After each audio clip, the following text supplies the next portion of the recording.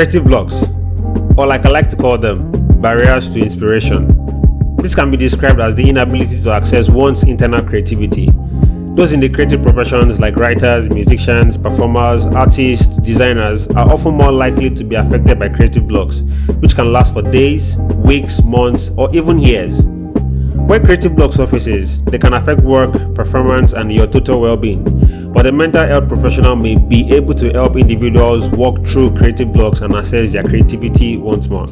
With the knowledge that everyone in the creative world experiences this, and while some creatives might not have the time or resources to consult a mental health professional, the nearest option is to actually talk to ourselves, and I got my friend SNIXDAVE, who is a creative filmmaker and a VFX artist, to talk about our experiences and how we're able to overcome them.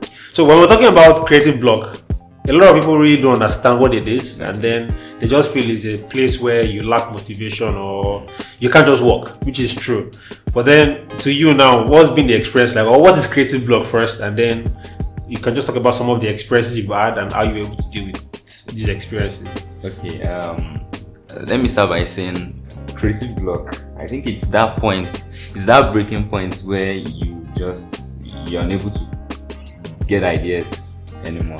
Okay. That's the point, like the name block. That's the point where ideas are just blocked out of your head. I can't do anything.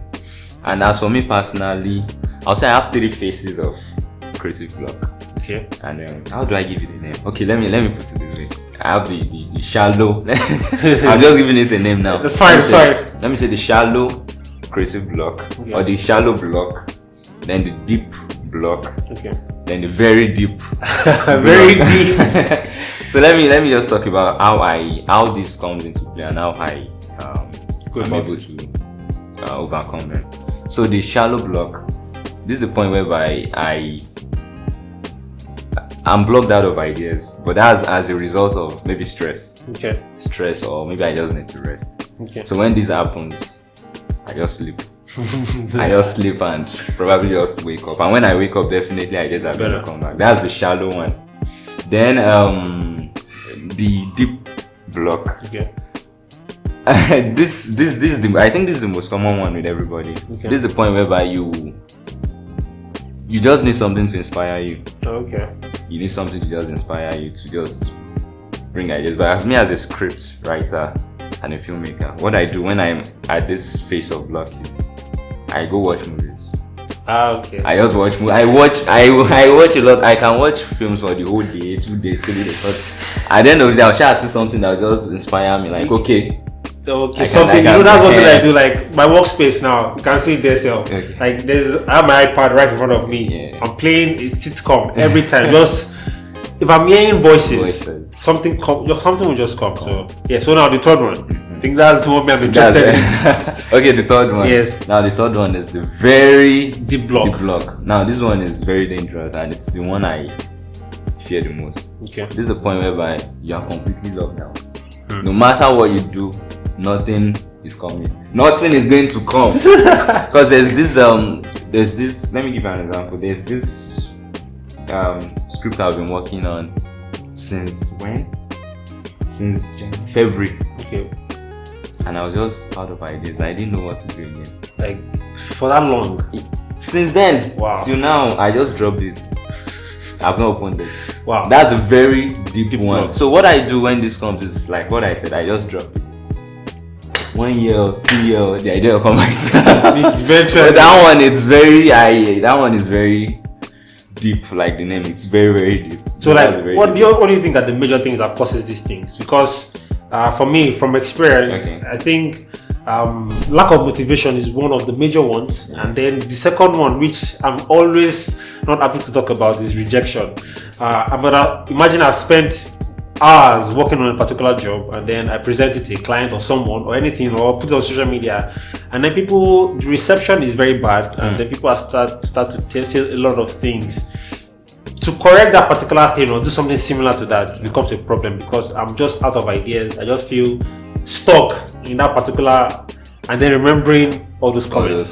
So like, I don't know, like, is there like a particular way to advise people on how to look out for pointers when these kind of situations come? Like for me now, I know if I'm about to enter a very terrible creative block, I start to feel pain on my back. like I'll probably be sitting for too long, so I start to feel pain, and immediately I notice that I just go for a walk.